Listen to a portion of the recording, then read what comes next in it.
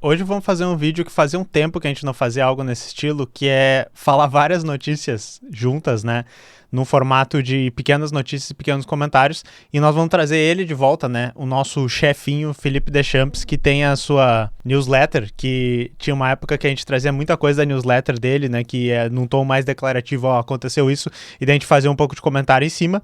E hoje nós vamos falar de vários assuntos, começando pelo primeiro, que é o Google foi hackeado e foi de uma maneira não assim impressionantemente técnica, né, mas usando um pouquinho de engenharia social e um pouquinho do elo mais fraco da cadeia, que geralmente são o quê? As pessoas que trabalham lá dentro. Então vamos fazer um react, um vídeo rapidinho que o Deschamps fez sobre isso e depois nós temos mais notícias para comentar. O Google foi hackeado e essa informação foi confirmada pelo próprio Google. O ataque consistiu em roubar uma base de dados com informações de empresas de pequeno e médio porte, incluindo anotações sobre esses negócios, e como eu sou cliente do Google, as minhas informações vão estar lá. O grupo responsável por esse ataque se chama Shiny Hunters e eles já atacaram várias empresas no passado, empresas grandes como a Microsoft em Eu ia dizer, será que eles se chamam assim por causa dos Pokémons? Mas daí quando eu tava vendo esse vídeo de novo, tá aqui embaixo, ó. Se acredita que o nome do grupo tem a ver com Pokémon Shine, uma mecânica nos jogos do Pokémon, tá? Então assim, cuidado com os nerdolas, tá? Eles são os mais perigosos. Vamos continuar, desculpe aí, Deschamps. É importante o assunto e eu te interrompi.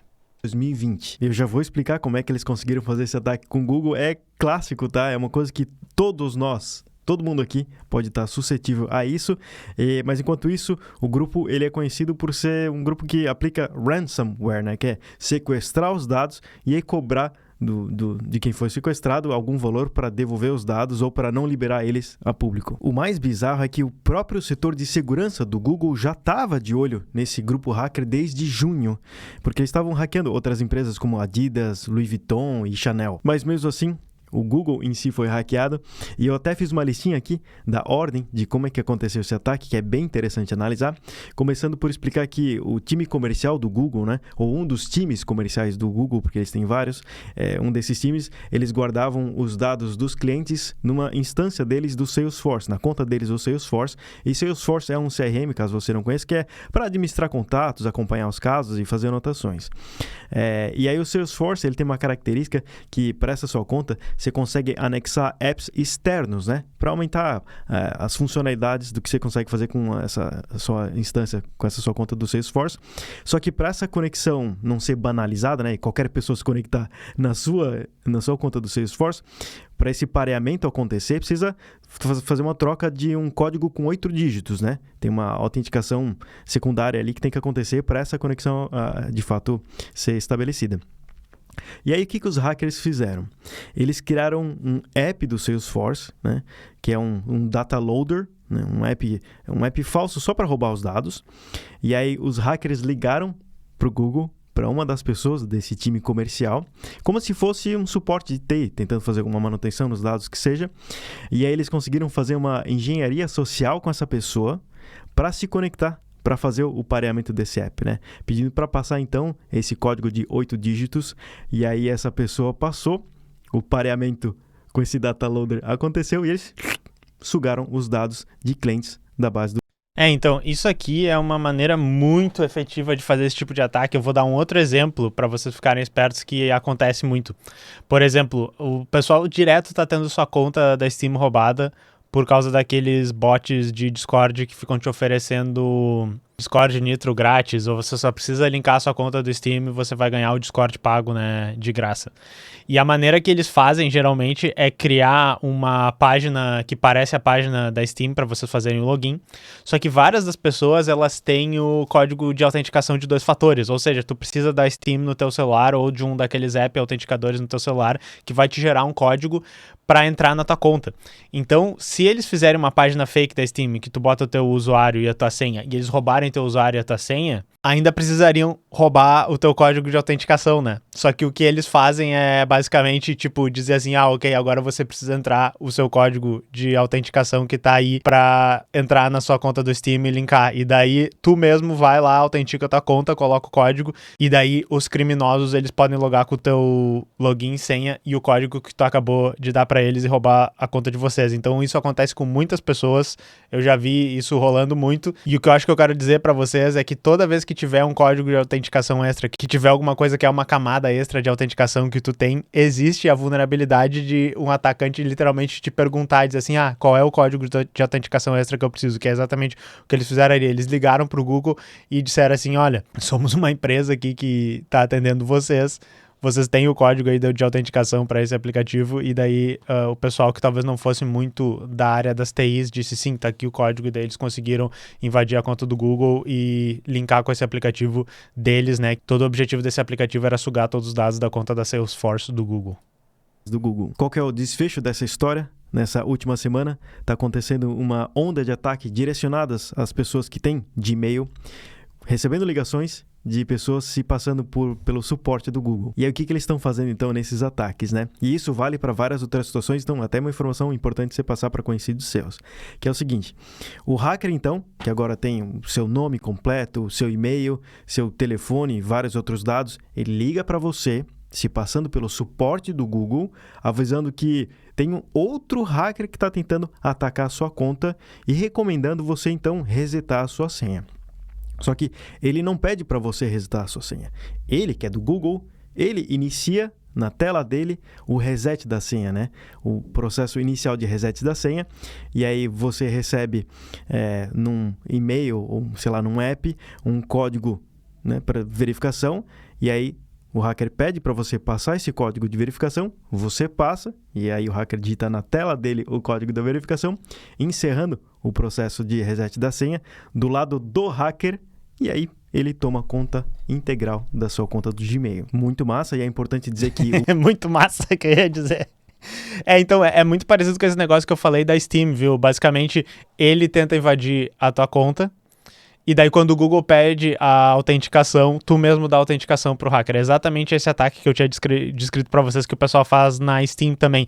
E isso é uma coisa que a gente já falou outras vezes no canal, que é quando a gente junta o número de dados que a gente tem vazados da gente, o número de informações públicas que tem sobre a gente na internet, e as pessoas começam a cruzar esses dados, o teu e-mail, com alguns dados teus que vieram de algum vazamento, né, com o teu endereço, com o teu número de telefone, a gente consegue fazer ataques extremamente direcionados para uma pessoa só, que é o que eu sempre falo para vocês, né? Se alguém quisesse juntar todos os detalhes de uma pessoa e fazer um ataque direcionado especificamente para ir atrás das contas dela, é muito fácil.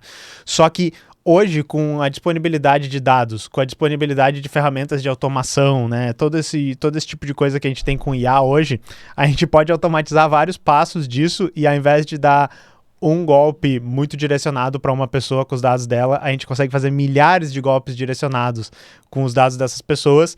E como o negócio trabalha na quantidade, né, com uma qualidade até relativamente boa desses ataques, eles devem estar fisgando muitas pessoas, né? Então é isso que é interessante. E eu acho que o nome do Google é um nome que carrega também muita força para que as pessoas acreditem que isso é real.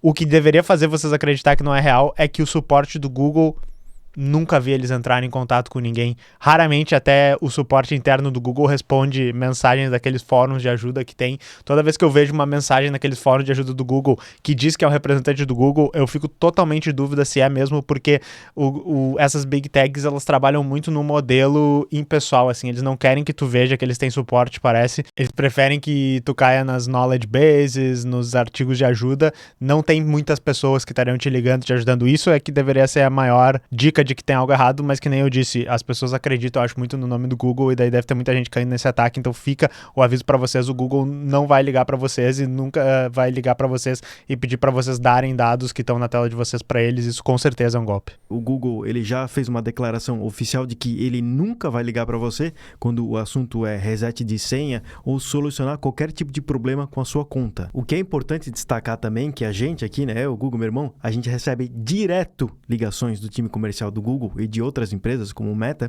para anunciar mais lá, né? E aí a gente sempre fala... Aí agora ele já me desmentiu, né? Mas é que quando o canal é grande e quando tem grana, quem te liga é a equipe do comercial para saber sobre propaganda. Eu acho que é isso que ele quis dizer, né? É uma coisa que eu não tô acostumado aqui no canal Teclas. Até falando por mensagem de WhatsApp, assim, cara, eu não sei se você que tá me ligando é de verdade. Então, pelo menos, me manda um e-mail por dentro do Google, com o domínio @Google, para eu entender que de fato você trabalha lá dentro. E é por isso que eu... E daí outra coisa também, né? As pessoas podem fraudar o e-mail. Nós já falamos aqui em um vídeo muito bom do canal sobre golpes, inclusive vou linkar aqui para vocês. As pessoas podem fraudar o e-mail que tá vindo, mas geralmente os sites de e-mail hoje, se vem fraudado o e-mail, ele vai falhar uma checagem de segurança e o Google ele já coloca eles direto no spam, muitas vezes. Ou ele te avisa, esse e-mail pode não ter vindo da pessoa que tu acha, tá? Então, se alguém do Google te mandar um e-mail e tiver qualquer aviso na tua interface e tu achar que é suspeito, também não confie, tá? O melhor é não confiar, principalmente quando tem os dados da tua conta. Eu gosto de você, eu te adoro, eu te admiro, porque você ficou até aqui no final do vídeo Obrigado. E aprendeu todas essas coisas e nunca mais vai cair num golpe, ainda mais quando você receber uma ligação maluca de alguém maluco tentando resetar a sua senha.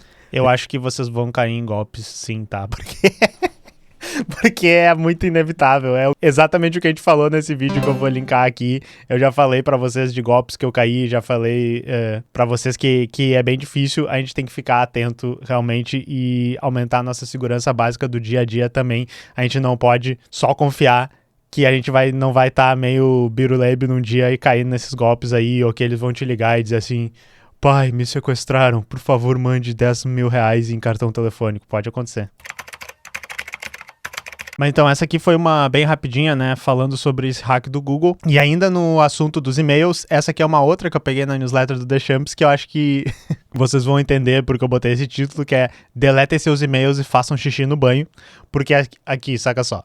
Reino Unido solicita que cidadãos excluam e-mails e fotos antigas na nuvem para reduzir consumo de água em data centers. Segundo o governo britânico, essas instalações utilizam grandes volumes de líquido para resfriar seus sistemas. Especialistas, no entanto, afirmam que a maior parte do consumo energético vem de processamento por CPU e GPU. Após serem salvos, os dados geram pouco calor e costumam permanecer em dispositivos que são ativados somente quando necessário. Além disso, a exclusão pode demandar mais processamento do que o armazenamento contínuo, e daí a informação é do Tom Harder. Então isso aqui só é bastante engraçado, porque é meio que a gente tá sempre falando disso, né? A gente denuncia quais são os problemas ambientais da disseminação dos data centers por todos os lugares do mundo, né? O custo de energia, o uso de água que eles fazem, beleza. Só que o problema mesmo, né? Não é o uso que a gente está fazendo como indivíduo, não é a descarga demais que a gente faz na nossa casa, ao invés de fazer xixi no banho, né, no caso da água, por exemplo, é o uso de água que o nosso agro faz. É o uso industrial que polui a água. Da mesma maneira que do lado da tecnologia, parece muito bonito fazer uma campanha de uso consciente da tecnologia quando a gente sabe que o Google está rodando um modelo de IA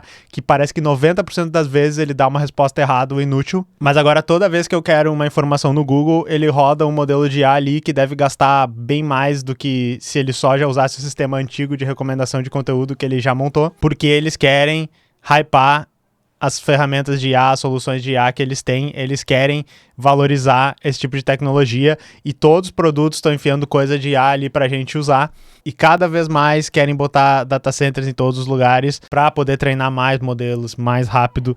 Então, obviamente não é uma escolha individual nossa usar IA em tudo. Se fosse uma escolha individual minha, não teria IA em todos os produtos.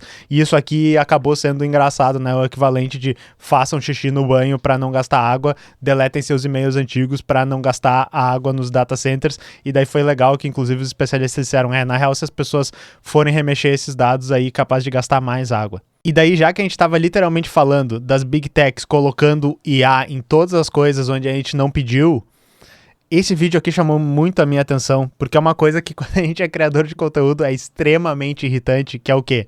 Quando a plataforma pega e modifica a qualidade do teu vídeo por algum motivo que esteja na cabeça deles, sabe? O YouTube tem a questão de que a codificação em 1080p não fica tão bonita e daí na realidade a gente tem que gravar o vídeo em 2K ou 4K se a gente quiser que a codificação que ele usa seja mais bonita.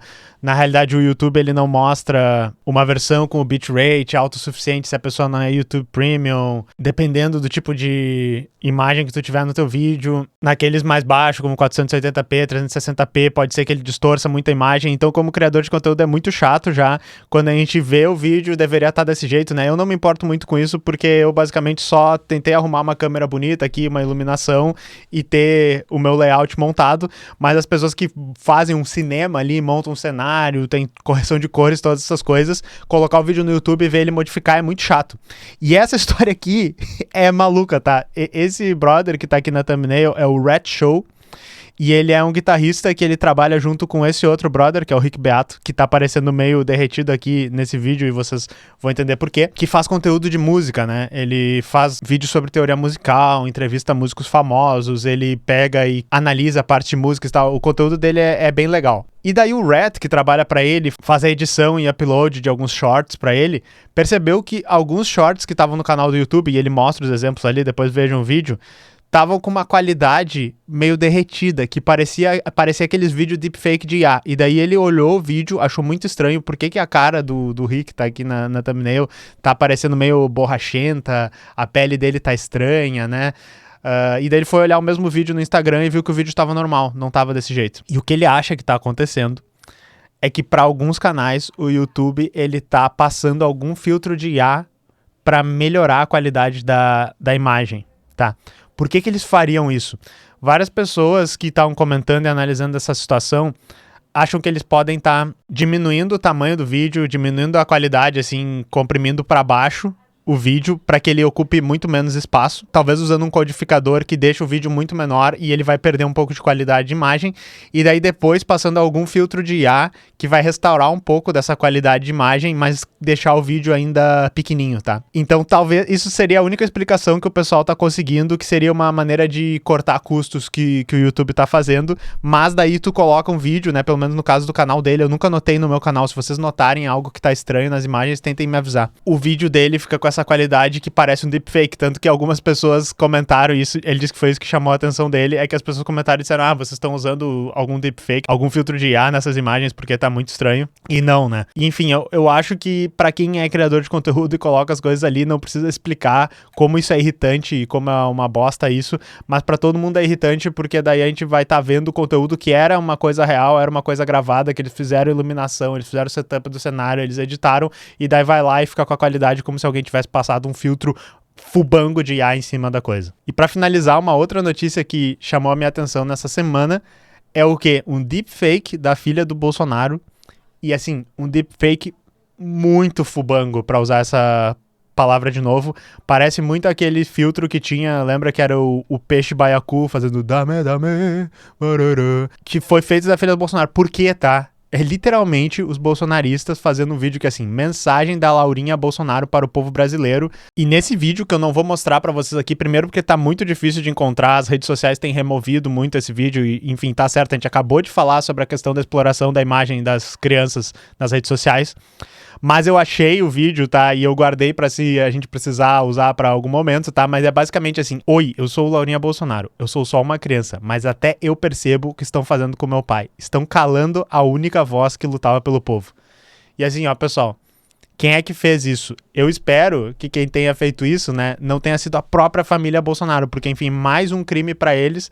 Os caras têm a pachorra de explorar a imagem de uma criança que não tem culpa nenhuma de ter nascido nessa família de fudido deles, e daí ainda fazem um deepfake dela dizendo uma coisa que eu não sei se ela diria mesmo, mas com certeza não disse, porque é uma coisa de baixíssima qualidade dela falando. E daí, né, aqui esse artigo do Tilt da UOL que eu peguei ainda complementa aqui, ó, a mensagem não poderia ser mais direta, como: atenção, patriotas, cliquem em todos os botões ao lado, ou Bolsonaro precisa de 5 mil brasileiros para apertar todos os botões ao lado e comentar de qual cidade você é.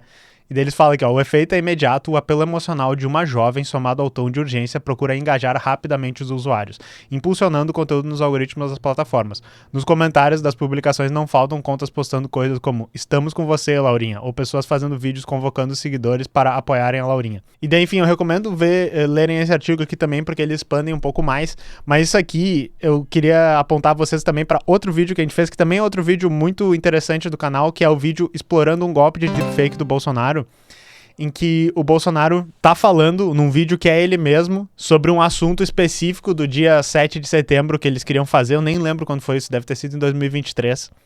E daí, lá pro meio do vídeo, a voz dele vira um deepfake da voz do Bolsonaro, dá pra ver exatamente onde corta e vira outra coisa, e ele pede dinheiro de doações, recomenda as pessoas pra entrarem no site, e quando a gente entra nesse site, ele basicamente deixava você doar uns Pix pra acontecer o evento, e era um site fake, né, feito pra roubar dinheiro de bolsonaristas que acreditaram. Nós fizemos uma investigação bem legal, mostrando a anatomia desse golpe do Pix, né, e uma coisa que é muito interessante, chama a minha atenção, é que assim, se vocês verem esse deepfake da filha do Bolsonaro falando, é muito baixa a qualidade. A gente fica pensando assim, quem é que iria acreditar nessa merda? Mas eu acho que isso, inclusive, faz parte do golpe, que nem fazia parte esse golpe do Pix aí, do Bolsonaro deepfake pedindo Pix. Se a pessoa acredita nisso e se ela passa do nível pra dizer, não, eu acho que é verdade, eu acho que o Bolsonaro tá me pedindo Pix, eu acho que a Larinha Bolsonaro tá me convocando pra fazer esse negócio, é porque a pessoa, ou ela já tá com uma barreira mental de desinformação muito baixa, ou ela já tá muito pra dentro da podridão mental, né, do brain rot bolsonarista, e ela é exatamente o tipo de pessoa que vai cair em outros golpes, que vai te mandar dinheiro, que vai estar, digamos, até o fim se afundando cada vez mais nesse projeto. Então, às vezes, parece que a baixa qualidade desse tipo de coisa é o que, inclusive, filtra as pessoas que eles querem estar atingindo com esse tipo de golpe, tá? E daí uma coisa que esse artigo fala, que eu acho que é interessante, é que assim, pô, isso aqui é meio que um preview do que a gente pode estar vendo no ano de eleição. Então eu já falei várias vezes aqui que eu esperava que fosse muito pior o ano de eleição com os deepfakes e as coisas que estavam por aí. Só que enfim, né? 2026, nossas ferramentas estão bem melhores, as oportunidades para que esse tipo de coisa aconteçam são muito maiores e a gente sabe que o brasileiro é muito criativo, então que Deus acuda a nossa nação, né? Mas isso aí, pessoal, essas foram meio que umas notícias juntas, eu tentei fazer uma linha e juntar todas aqui. Se vocês curtiram, deixa um like, tem Pix, tem apoio, tudo isso e nós nos vemos no próximo vídeo. Falou!